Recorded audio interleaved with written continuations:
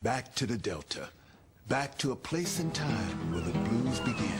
About the same time, New Orleans musicians began to hear the blues. A steady stream of refugees from the Mississippi Delta was now pouring into New Orleans, in flight from Jim Crow laws. People for whom laboring on the city docks promised a better life than any they could hope to have back home chopping cotton or cutting cane for someone else's profit. The blues was part of their baggage.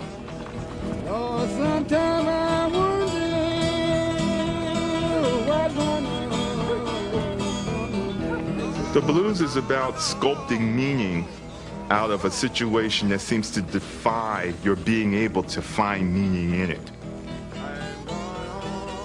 Black people, since the end of the Civil War, searching for an aesthetic.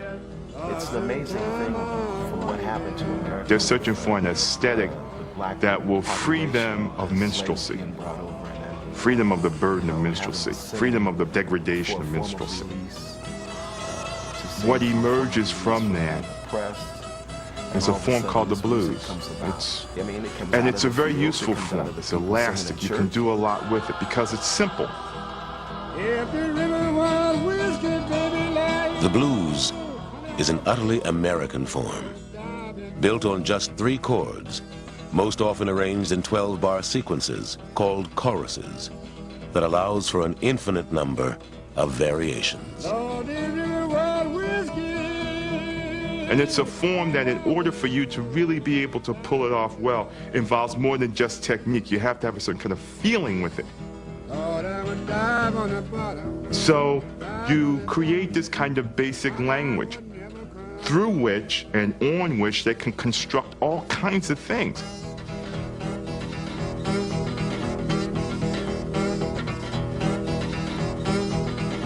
You have to have that blues. It's like the roux in a gumbo. If you don't have roux, you don't have gumbo. Now, you might have a soup, and it might be killing. But if you don't have that roux, you cannot have no gumbo.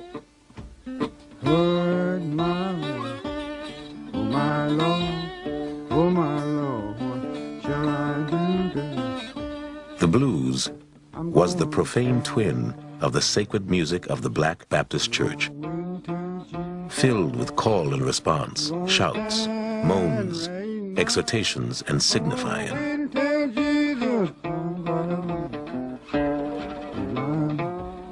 Oh my Lord, shall I do to thee? One was praying to God, and the other was praying to what's human, a New Orleans musician said. One was saying, "Oh God, let me go," and the other was saying, "Oh mister, let me be." There was a big difference between having the blues and playing the blues. Because playing the blues was a matter of getting rid of the blues. The lyrics may have been tragic in their orientation, but the music was about having a good time. So the music was really a matter of stomping the blues away. In New Orleans, musicians would find a way to deepen the message of the blues by playing it on their horns. You have musicians playing their horns. They have all these instruments that are left over from the Civil War. The military instruments, and the trumpets are played in a militaristic style. Bum, bum, bum, bum, bum, bum, bum, bum, bum, bum. Then all of a sudden, instead of playing in a straight military style or the hymn or beautiful melody, now they're imitating the sound of the people in the church singing. They have the vibrato at the end of the note. They're shaking notes. It's a do, dee, dee, bo, dee, loo, dee. Then the music gets another power and feeling. In the way that profound things almost always happen, a thing and the opposite of that thing are mashed together. Now you have the people getting the spiritual sound of the church, and they also are getting that secular sound of the blues.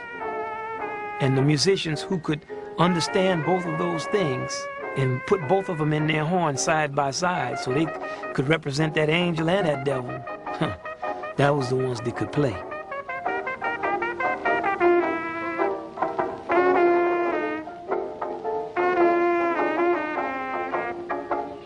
Over the next century, the blues would become the underground aquifer that would feed all the streams of American music, including jazz.